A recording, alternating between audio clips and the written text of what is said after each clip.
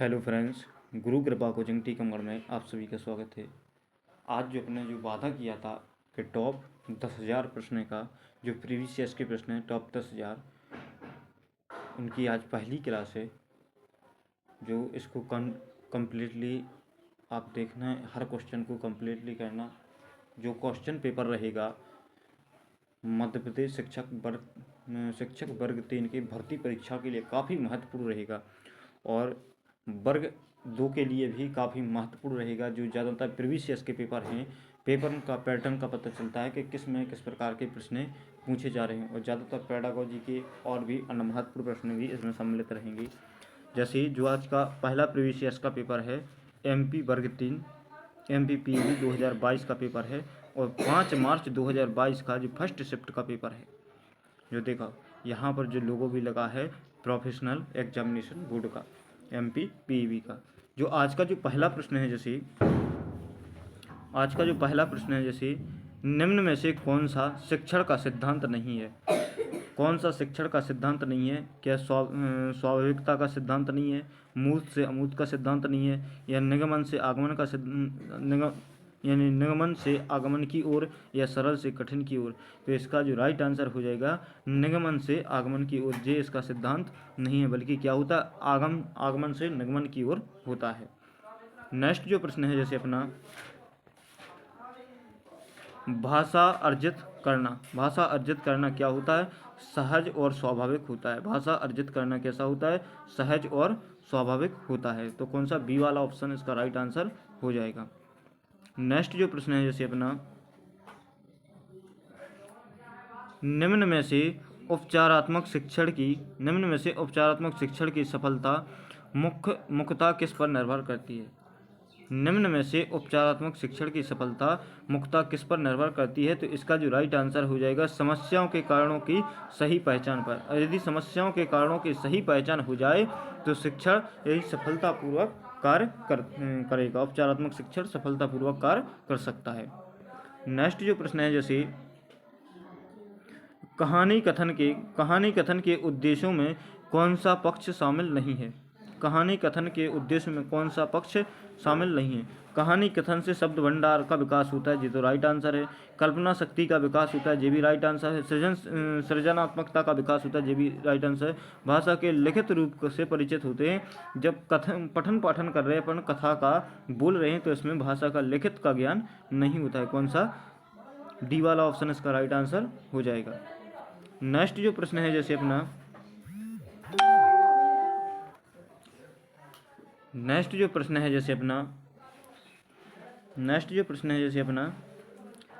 मूल्यांकन का मुख्य उद्देश्य होता है यह जानना। मूल्यांकन का मुख्य उद्देश्य क्या होता है? तो बच्चे कैसे सीखते हैं यह जानना होता है। बच्चे कैसे सीखते हैं यह जानना होता है किसका? मूल्यांकन का मुख्य उद्देश्य होता है। नेक्स्ट जो प्रश्न है जैसे कविता को भावपूर्ण तरीके से पढ़ना क्या कहलाता है? कविता के भाव को समझने में सहायता करना। कविता को यदि भावपूर्ण तरीके से पढ़ते हैं तो उसके कविता के जो भाव होते हैं उसको समझने में क्या मिलती है? सहायता मिलती है। नेक्स्ट जो प्रश्न है जैसे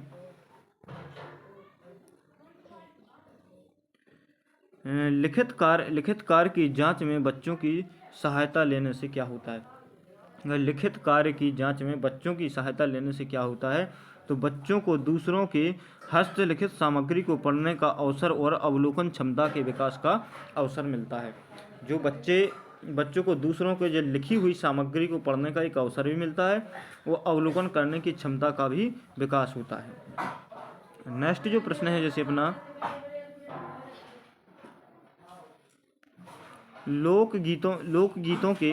लोकगीतों को भाषा की कक्षाओं में स्थान दिया जाना चाहिए, क्योंकि इससे बच्चे संस्कृतिगत विशेषताओं से परिचित होते हैं।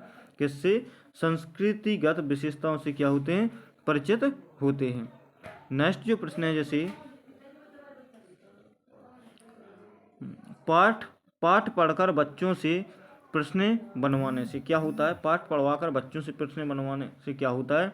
शिक्षक को यह जानने का अवसर मिलता है कि बच्चों ने पाठ को कितनी गहराई से समझा है। आज का जो नेक्स्ट प्रश्न है, जैसे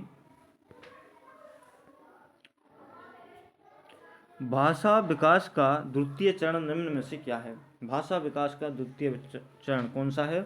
पहला होता है सुनना, दूसरा होता है क्या? बोलना। पहला सुनना, दूसरा बोलना। देखो, पहला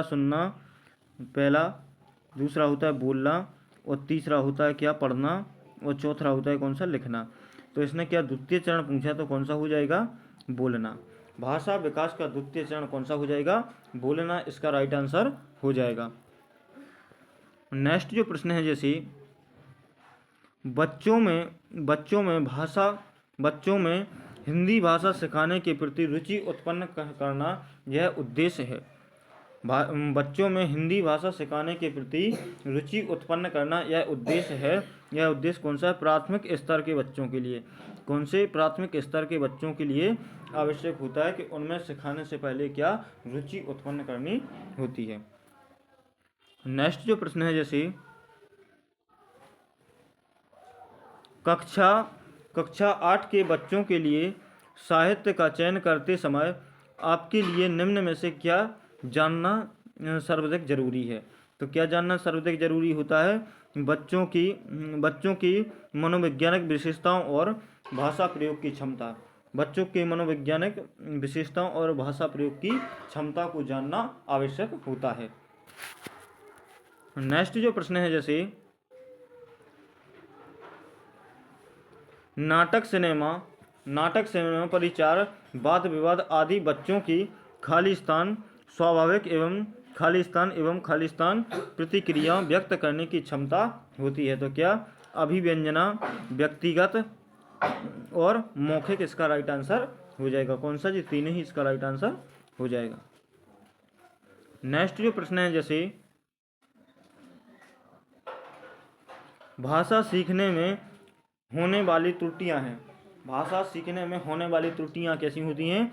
भाषा सीखने की क्रिया के स्वाभाविक पड़ाव हैं। भाषा सीखने की क्रिया के क्या है? स्वाभाविक पड़ाव हैं। नेक्स्ट जो प्रश्न है, जैसे पाठ्य